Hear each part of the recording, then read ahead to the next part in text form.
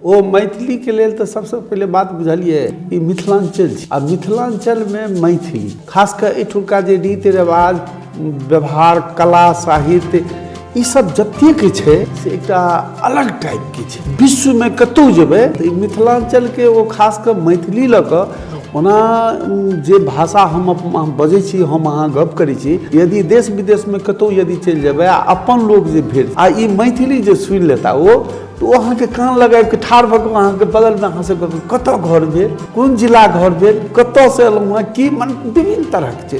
तऽ एहिठाम जे छै सब कला से परिपूर्ण छै। ई मिथिलांचल जे छै खासकर मैथिली के मधुबनी जिला जे छै से कला के लेल तऽ विश्व में नामिये छै। देखै छियै पेंटिंग तेंटिंग ई सब के तऽ छैहे। ओना आइ काल्हि मैथिली के सिनेमा सब जे भऽ रहल छै से नहि पूछी।